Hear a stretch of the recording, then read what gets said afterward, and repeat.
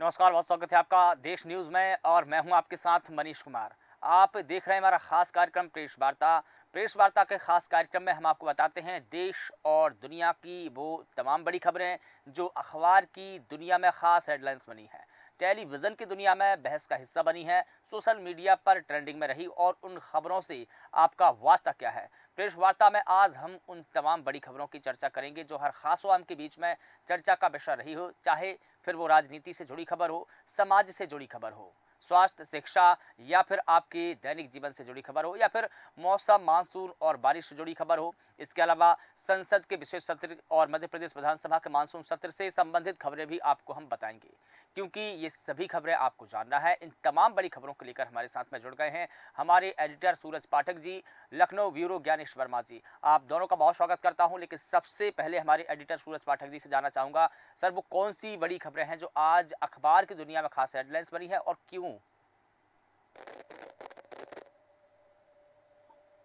मनीष, जिस तरह से हम देख रहे हैं कि देश में राजनीति का जो घटनाक्रम चल रहा है, उस घटनाक्रम में तमाम तरह की चीजें अब इस समय हमारे सामने आ रही हैं। और कल लोकसभा का जो संसद सत्र था, उसमें हिंदू शब्द और हिंसा शब्द को लेकर के तीखी नोकझोंक सामने आई है। बताना चाहूंगा कि राहुल गांधी ने नेता प्रतिपक्ष बनने के बाद जो पहला अभिभाषण उनका रहा है, उस पहले भाषण में एक तरफ जहां उन्होंने सरकार की कार्यप्रणाली पर सवाल खड़े किए, कुछ मुद्दों पर चर्चा की मांग की है, दूसरी तरफ उन्होंने हिंदू और हिंसा इन शब्दों को जोड़ करके नई बहस को जन्म दे दिया है। यहाँ हम देख रहे हैं कि जहां राहुल गांधी ने कहा कि भारतीय जनता पार्टी 24 घंटे हिंसा कर रही है, हिंदू हिंसा नहीं कर सका। उन्होंने कहा कि नरेंद्र मोदी, भारतीय जनता पार्टी, राष्ट्रीय स्वयंसेवक संघ हिंदू समाज का प्रतिनिधि नहीं है, क्योंकि लोकसभा में नेता प्रतिपक्ष के रूप में अपने पहले भाषण में राहुल गांधी ने भारतीय जनता पार्टी पर तीखा हमला बोला है। उन्होंने आरोप लगाया कि भारतीय जनता पार्टी के जो नेता हैं वो हिंदू नहीं है, क्योंकि वो 24 घंटे हिंसा और नफरत फैलाने का काम करते हैं। जैसा कि उन्होंने कहा कि नफरत नफरत नफरत हिंसा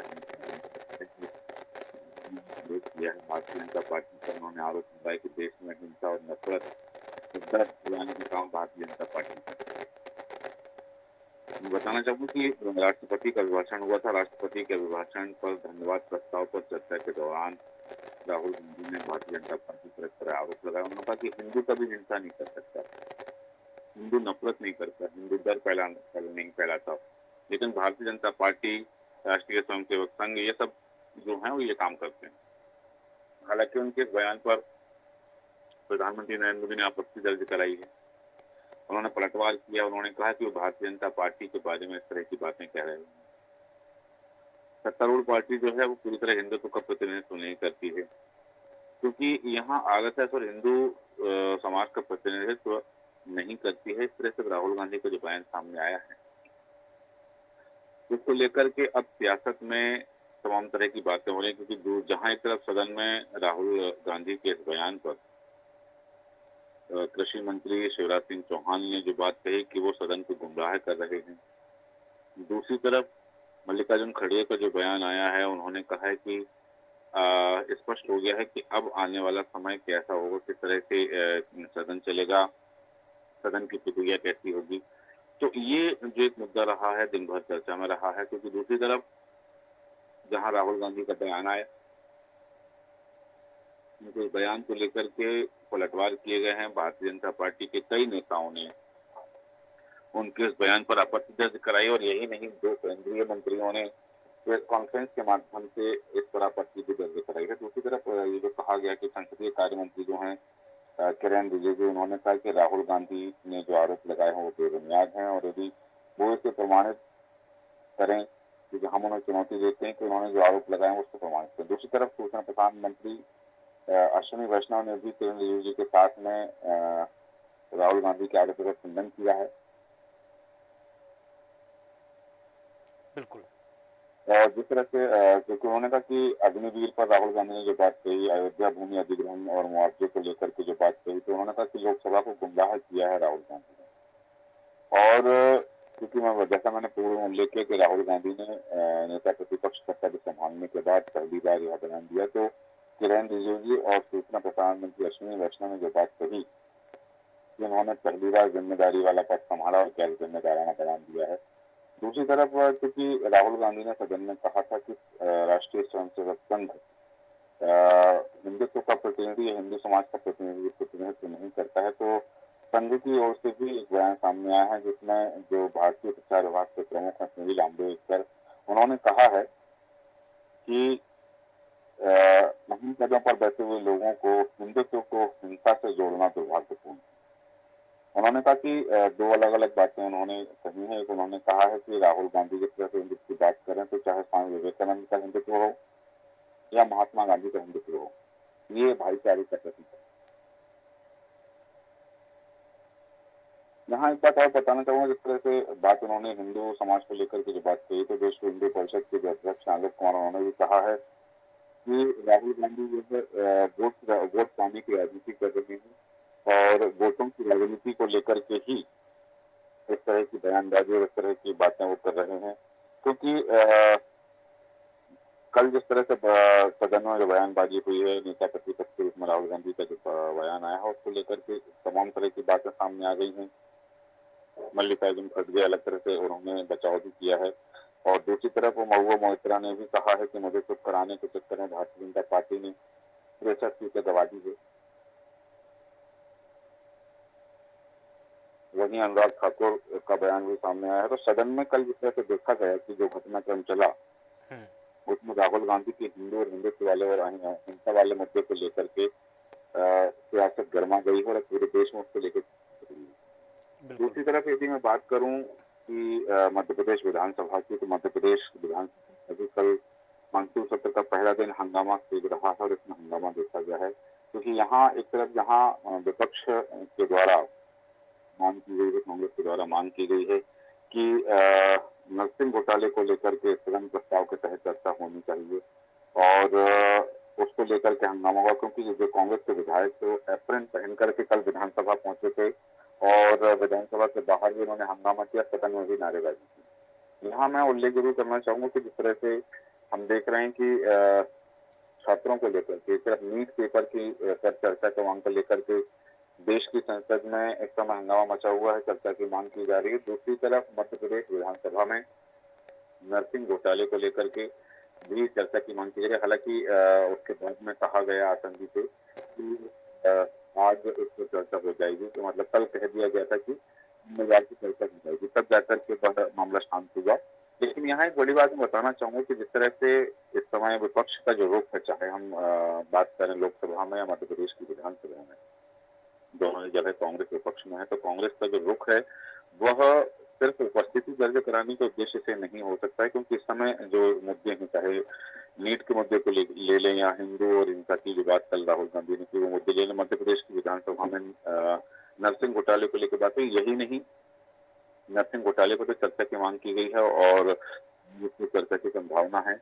लेकिन यहाँ दूसरी तरफ भारतीय जनता पार्टी भी मध्य प्रदेश में इस तैयारी में है कि वो जो कॉलेज अनफिट थे और जिन कॉलेजों को फिटनेस में सर्टिफिकेट दे दिया गया था कि वह पूर्ण सुविधा वाले हैं, उन कॉलेजों में कुछ कॉलेज ऐसे भी हैं जिन्हें कांग्रेस के कार्यकाल में मान्यता प्रदान की गई थी।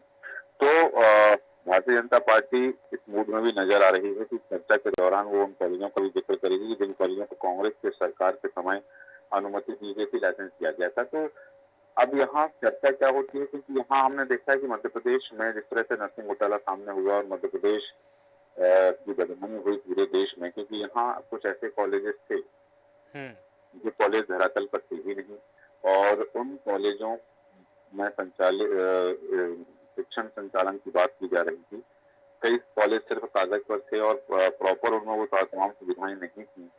कहीं 2 कमरे का कॉलेज, 4 कमरे के कॉलेज को मान्यता दी गई थी, न तो अस्पताल की व्यवस्था थी कि छात्रों को किया जा सके। हालांकि मध्य प्रदेश की मोहन सरकार इसको लेकर के पहले से मुखर नजर आ रही, क्योंकि 111 लोगों को शोकाज नोटिस दिए गए थे। उनमें 111 लोगों में वो लोग शामिल थे जिन्हें निरीक्षण करने के लिए या भौतिक परीक्षण करने के लिए जिम्मेदारी दी गई और उन 111 लोगों में से 52 लोगों की सेवा समाप्ति का एक प्रस्ताव भी भेजा गया है, जो विभाग के पास विचाराधीन है। हालांकि जब इस पर चर्चा की मांग की जा रही थी तो सत्ता पक्ष की ओर से कैलाश विजयवर्गीय ने कहा है कि यह जो मामला है, यह मामला क्योंकि न्यायालय में विचाराधीन है, तो जो मामला न्यायालय में विचाराधीन हो उस पर कुछ भी टिप्पणी करना व्यर्थ होगा, सही उचित नहीं होगा, क्योंकि मामला न्यायालय के संज्ञान में है, न्यायालय में इस पर विचार चल रहा है। मैं बताना चाहूंगा कि 8 जुलाई को इस मामले में सुनवाई भी होना है, लेकिन यहाँ एक बात मैं बताना जरूर चाहूंगा कि जिस तरह से हमने देखा कि नरसिंह घोटाले को लेकर के जो विसिल ब्लोअर रहे हैं,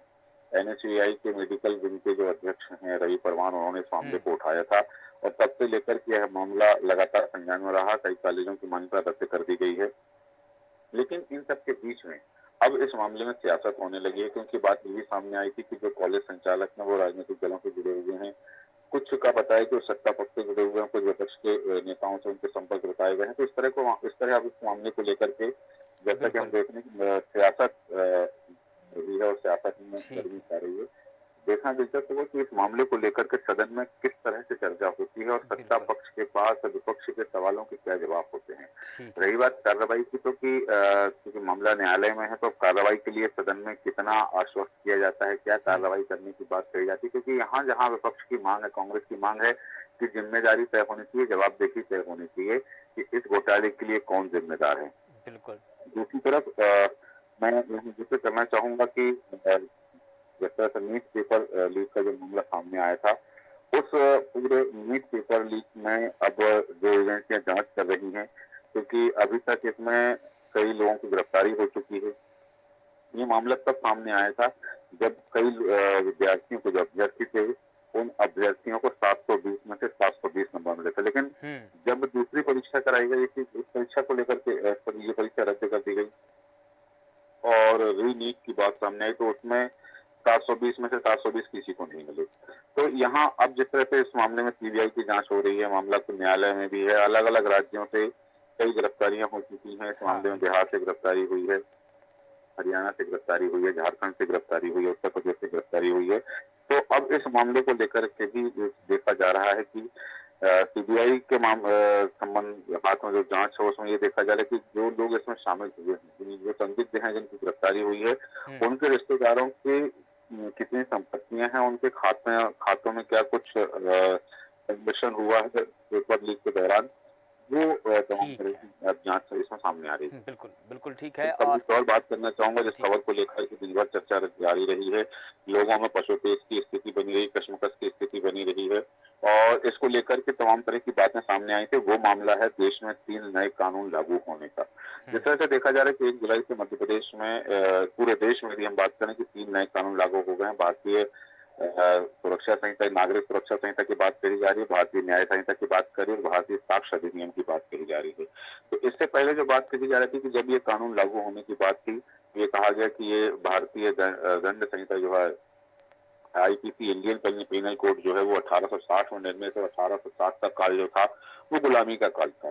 तो जब 2023 दिसंबर 2023 में नए कानून लागू करने को लेकर विधेयक लाया गया था, इस पर चर्चा हो रही थी, तब तत्कालीन गृह मंत्री अमित शाह, जो वर्तमान में गृह मंत्री, उन्होंने भी कहा कि ये कानून हमें अंग्रेजों की गुलामी का भंग कराते हैं, तो अब उनकी इस दास्तान से मुक्ति के लिए कानूनों में बदलाव किया जा रहा है और 3 नए कानून लागू कर दिए गए। आपको बता दूं कि जिस तरह से ये 3 नए कानून लागू किए गए, धाराओं का परिवर्तन किया गया है, तो कई जो अभिभाषक हैं उनका भी जो कहना है कि हालांकि इसकी पूरी तैयारी नहीं हुई है और पूरी तैयारी के बिना ये कानून लागू कर दिए गए हैं।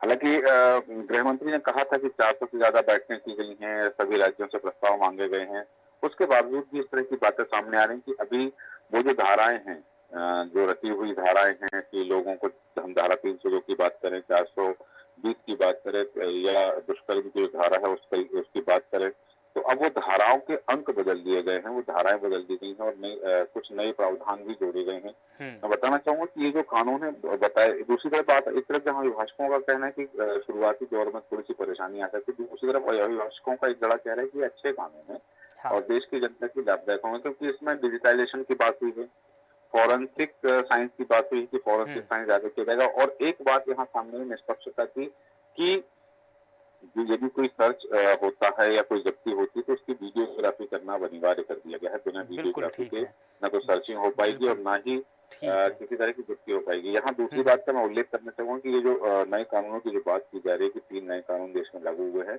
इसमें न्याय की सीमा तय कर दी गई है, क्योंकि हुँ, भारतीय संविधान में उल्लेख है इस बात को लेकर के भारतीय न्याय प्रक्रिया में इस बात पर चर्चा की जाती है, इन शब्दों का उल्लेख किया जाता है कि न्याय में देर मिलना भी अन्याय के बराबर है। बिल्कुल ठीक है। और तो एक समय सीमा तय कर दी गई है कि हुँ, कितने समय में न्याय मिलना ज़रूरी आपको है। आरोप तय करना है, कितने हुँ, समय में फैसला सुनाना, और फैसला सुनाने के 7 दिन के अंदर वह ऑनलाइन उपस्थित होना चाहिए। यहाँ एक बड़ी बात करना चाहूँगा ठीक है। कि ई-एफआईआर का पहली बार इसमें प्रावधान किया गया है कि अब जो पीड़ित व्यक्ति है, वह कहीं पर भी यदि ज़रूरी नहीं कि जहाँ घटना हुई है, वहीं ठीक है हालाँकि सर। ज़ीरो एफआईआर का प्रावधान पहले था महिलाओं के लिए, तो बिल्कुल, लेकिन अब वह सार्वजनिक कर दिया गया है कि सभी के लिए है, तो कहीं भी किसी भी स्थान पर ज़ीरो एफआईआर करा सकते हो। ई-एफआईआर का भी इसमें प्रावधान किया, तो जनता बिल्कुल। के लिए एक तरह की सुविधा भी है। हुँ, दूसरी तरफ जो इसमें कुछ दाँव-पेच दूसरे हैं, क्योंकि जहाँ देखा जाता है कानूनी दाँव-पेच की बात आती है, तो वहाँ अभिभाषकों को भी समझना पड़ेगा कि इसकी वास्तविकता क्या है, और इस ठीक है। कानून से जो नए कानून लागू हुए हैं, ये जनता के लिए कितने हितकारी साबित हो सकते हैं। ठीक है, बिल्कुल ठीक है सर। और इसी के जी, साथ जी। में लखनऊ ब्यूरो ज्ञानेश वर्मा जी हमारे साथ में जुड़े हैं, उत्तर प्रदेश के तमाम बड़ी खबरें बताएँगे हमको। ज्ञानेश जी, उत्तर प्रदेश की तमाम बड़ी खबरों क पर प्रकाश डालिए, दर्शकों जानना चाहते हैं, क्या बड़ी खबर है? देखिए मनीष जी, लोकसभा में जो मिली हार के बाद में बीजेपी ने फिर अपना ओबीसी कार्ड चला है। आपको बता दूं कि बीजेपी ने ओबीसी वर्ग पर फिर फोकस बढ़ाया है, हुँ, क्योंकि भंवरन लाल मौर्य जो है वो अप्रत्याशी होंगे बीजेपी की तरफ से, हुँ, क्योंकि स्वामी प्रसाद मौर्य की सीट जो है वो रिक्त हो रही है और उपचुनाव में बीजेपी के जो है वो एमएलसी प्रत्याशी रहेंगे भंवरन लाल मौर्य। हुँ, और सपा ने नहीं दिया अभी तक कोई प्रत्याशी और चुनाव लड़ने से इनकार कर रही है। तो वो इसकी वजह से भंवरन लाल मौर्य को एमएलसी बनना लगभग तय बताया जा रहा है। वहीं मैं बात करूंगा मनीष जी की उत्तर प्रदेश में आकाशीय बिजली गिरने से और डूबने से 9 लोगों की मौत हो गई और यूपी में 24 घंटे में आकाशीय बिजली डूबने से लगभग 9 लोगों की जानें चली गई हैं। हुँ, राहत आयुक्त कार्यालय एक बुलेटिन जारी किया है और प्रदेश में कहीं भी अभी बाढ़ की नहीं है, यह कहना है राहत आयुक्त का। और बदायूं मैनपुरी एटा में अतिवृष्टि से एक की मौत हुई, बलरामपुर फतेहपुर में डूबने से एक लोगों की मौत हो गई हुँ, और पूर्व में आकाशीय बिजली गिरने से दो लोगों की मौत हो गई। वहीं मैं मनीष जी बात करूंगा कि उत्तर प्रदेश में लगातार जून में जो है वो ट्रांसफर हो रहे थे, ट्रांसफर सीजन था, लेकिन अब योगी आदित्यनाथ ने 1 तारीख से मना कर दिया है। उन्होंने कहा यूपी में विभागीय तबादलों पर अब रोक लगा दी जाए और अब सीएम की मंजूरी के बाद तबादले 2024 और 25 का ट्रांसफर सीजन कल खत्म हो चुका है। सभी विभागों में तबादला करने के लिए जो तय समय सीमा थी वो समाप्त हो चुकी है। वहीं मैं बात करूंगा उत्तर प्रदेश में 3 नए कानून जो लागू हुए हैं बिना दिक्कत अब दर्ज होगी एफआईआर। यह कहना है डीजीपी प्रशांत कुमार का कि ऐसी दिक्कत की एफआईआर दर्ज की जाएगी, क्योंकि सीएम योगी के निर्देश पर पहले ही नए कानून को लागू करने की तैयारी कर ली गई थी। बिना किसी समस्या के प्रदेश के थानों में नए कानून के तहत दर्ज एफआईआर और पहले ही करा ली गई थी पूरी ट्रेनिंग और आवश्यक जो उपकरणों की खरीदारी कहीं न कहीं वो पहले करा ली गई थी। मुख्यमंत्री योगी आदित्यनाथ के निर्देश पर पहली ही 1 जुलाई यानी आज से जो कल से लागू होने वाले 3 नए कानून को लेकर तैयारी पूरी कर ली गई थी। ऐसे में सोमवार को भारतीय न्याय संहिता, भारतीय न्याय नागरिक सुरक्षा संहिता और भारतीय साक्ष्य अधिनियम के तहत प्रदेश के विभिन्न थानों में एफआईआर दर्ज की गई है और ये हुँ, जानकारी जो है डीजी प्रशांत कुमार ने साझा की है। वहीं मैं बात करूंगा मनीष जी की राहुल गांधी के खिलाफ दाखिल जनहित याचिका वो खारिज हो चुकी है। विंगेश सिसी की याचिका हाईकोर्ट बेंच ने खारिज की। हुँ, राहुल गांधी की नागरिकता को लेकर उठाए थे सवाल। हुँ, जज ने पूछा कि राहुल गांधी विदेशी हैं, कहां से पता चला?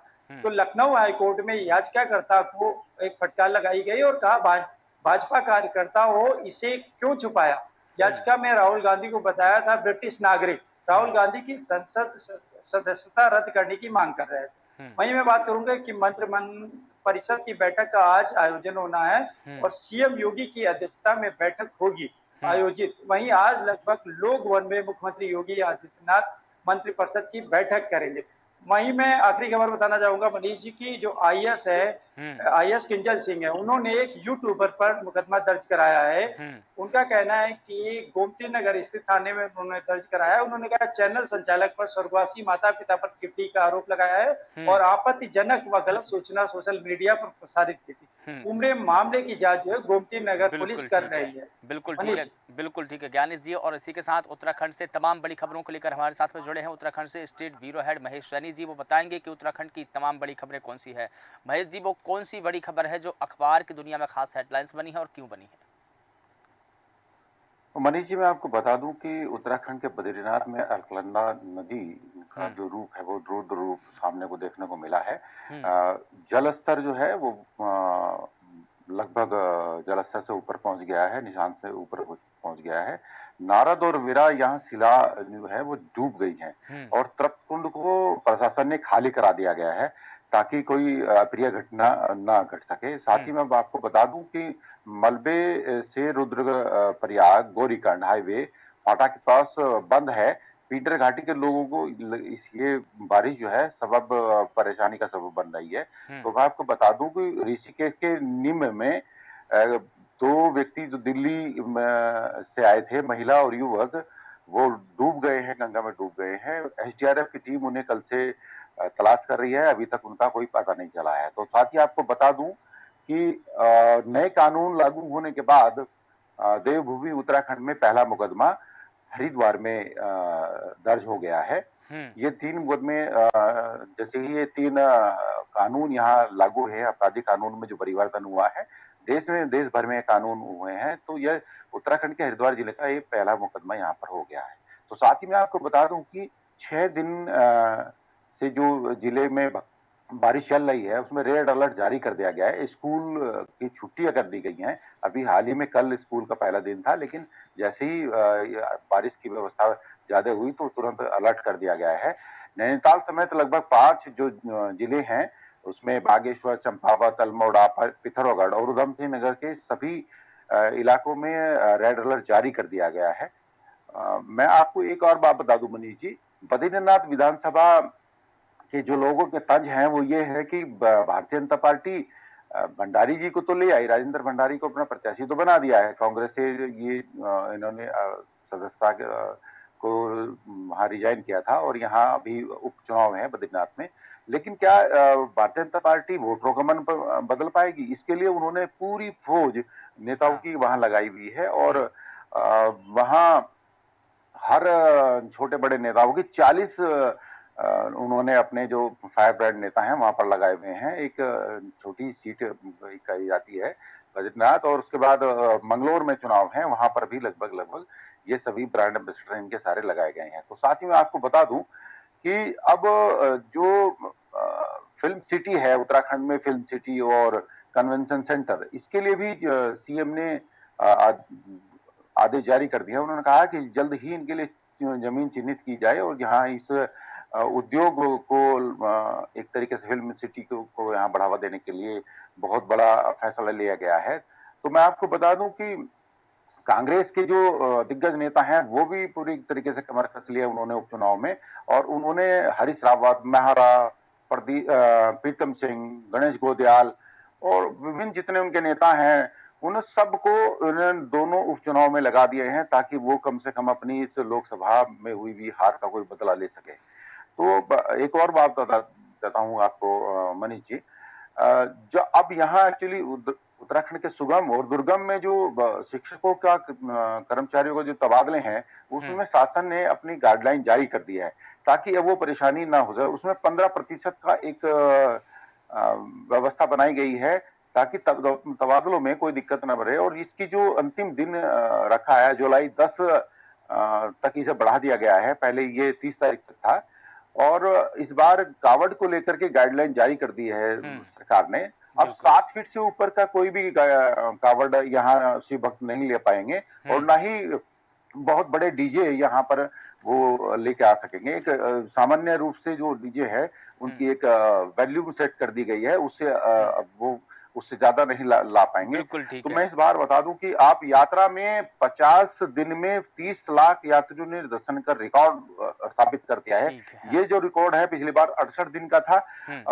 तो ये एक बहुत काफी खबरें आज प्रमुखता से बिल्कुल, दिखाई गई। बिल्कुल ठीक है महेश जी, और तमाम जानकारी के लिए आपका बहुत शुक्रिया। आप सभी का भी बहुत शुक्रिया प्रेस वार्ता में जुड़ने के लिए। बता दें कि साथियों, आज प्रेस वार्ता के खास कार्यक्रम में हमने देश और दुनिया की तमाम बड़ी खबरों पर प्रकाश डाला, जाना कि आखिर वो क्यों खास हेडलाइंस बनी, क्यों सोशल मीडिया पर ट्रेंडिंग में रही, और उन खबरों से आपका वास्ता क्या रहा है। कल इसी समय फिर होगी मुलाकात, तब तक बने रहिए आप देश न्यूज़ के साथ। नमस्कार।